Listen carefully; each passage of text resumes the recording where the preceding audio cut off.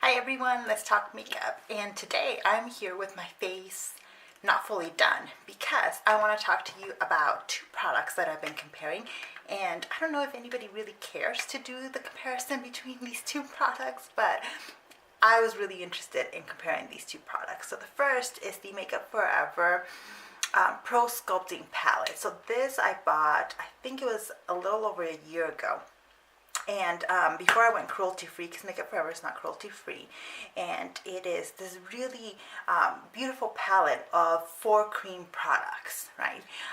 And I've been using it for the year, but not intensely. It's not until the last month or so that I've really been using this palette intensely and really loving it. When I decided to go cruelty-free, I didn't get rid of all my non-cruelty-free products, so I'm still using them. But I know I won't be repurchasing this one, so I need something else that's going to kind of come in and do some of the work of that, because I find that this palette was just so good, right? And so when I saw that Milani came out with a concealer palette, this is the Conceal and Perfect all-in-one concealer kit. Mine is an 03 medium to dark. I thought, can this be it? Can this be my substitute for the Makeup Forever? In the Makeup Forever, I have the number 40. And they are a little bit different. These are different products in that, although they both have 4 pans, the Makeup Forever has a concealer, but it has a cream contour, it has a highlighter, and it has a corrector. This red color over here I use as a corrector. The Milani here has 4 pans as well, but it is 1 corrector and 3 concealers. Right, so here the concealer you'd use would depend on your skin coloring. So I really only used 1 concealer here. The other 2 I think will be a little bit too dark. I did try to use the darkest concealer in the Milani as a cream contour, and it didn't work because it's too warm and a little bit too light for my skin tone. So that is a significant difference. However, what I'm mainly interested in this palette for was actually the concealer, because while I like the cream contour in the Makeup Forever, I have other cream contours that I also really like, so I didn't necessarily need a substitute for that. I also didn't necessarily need a substitute for the cream highlighter, because I do have other cream highlighters that I like. So what I mainly was interested was in the concealer pans, and that's why I needed to compare it to the Milani. So first let me start off by showing you how I applied these. So I've applied them multiple ways. I've been testing these out for 2 weeks and doing one on one eye and the other on the other eye. And my favorite method of applying them is to actually put a little bit of this new Becca Cosmetics Anti-Fatigue Under Eye Primer. Now I'm going to zoom you in real quick. Okay, so now you can see up close what my face looks like. I don't have anything in my under eye right now. I do have foundation and the cream contour on, in case you're wondering what the cream contour looks like on my skin tone. I don't like a harsh contour line, so this is how I apply it. So I'm going to go in with the Becca, and this is really a very moisturizing kind of primer, and I just put that in my under eye because I found this actually does do a good job of moisturizing my under eye and prepping it for concealer. Is it doing a much better job than a moisturizer would? I'm not 100% yet. I'm still trying it out. But for now, I am going to go in with this one. I've tried these products without this, and I think it makes a little bit of a difference, so that's why I'm going in with that. So next up then are the correctors. So I'm going to go into this eye with the Makeup Forever corrector. This corrector, let me show you the swatch, is a kind of darker red. Let me move my mirror over here so I can see what I'm doing. So it's a darker red, and I apply it in just like the darkest areas in my under eye, because I do have kind of dark under eye circles. So this is what I would do on one eye. On the second eye, I'm going to go in with the Milani, and I'm going to go in with this color, which is the corrector shade. and I'm going to apply it on my under eye.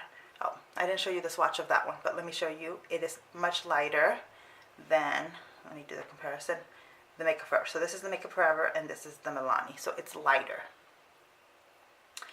But I find that in terms of doing the correcting, I just need it to be a kind of orangey reddish color, and it does it can do a decent job of correcting.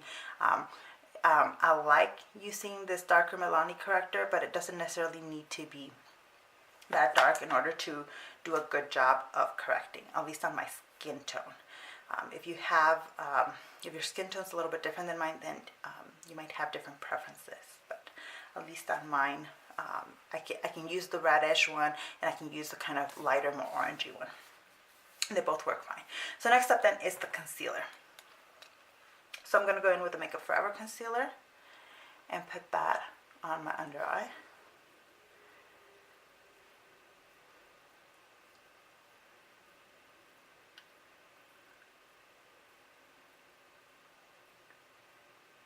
And voila. So this is what the Makeup Forever side will look like. And now I'm going to go in with the Milani concealer. I'm using the kind of lighter shade in this palette, and I'm going to apply it on my under eye.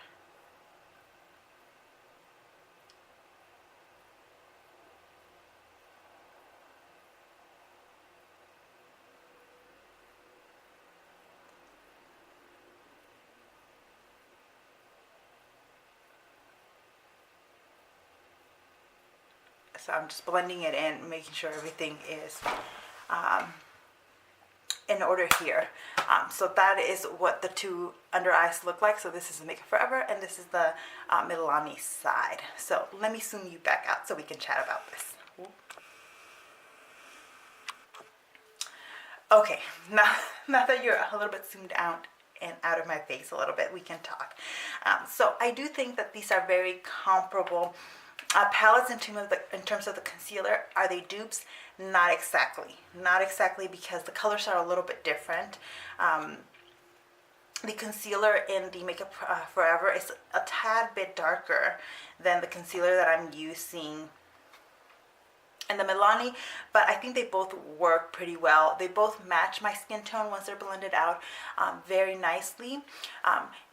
When it comes to both of these though, I don't think either one of these concealers works to like do highlighting. So this is purely concealing for me.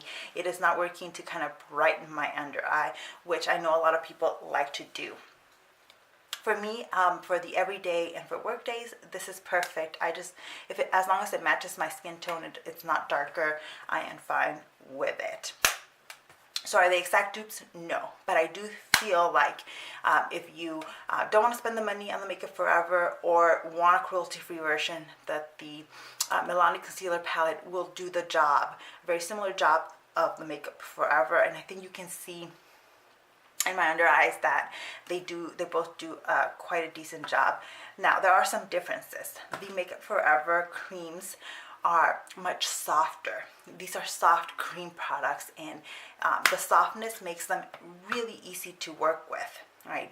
The Milani creams are a tad bit drier, and that makes it a tiny bit harder to work with, but they warm up to the touch very nicely. So that's why I've been using my fingers to apply these. You can absolutely use brushes to apply these, but with the Milani, I would highly recommend using your fingers, because the heat from your finger will warm it up a little and make it a little bit more malleable, the way that the Makeup Forever already is straight out of the pan.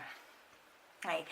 So overall, I really like both of these, and I'm going to continue to use both of them. You'll notice that I didn't set them. The Makeup Forever, for sure, I have found that I don't like when I set it. It can kind of look a little bit cakey on me, so I actually prefer to not set this one.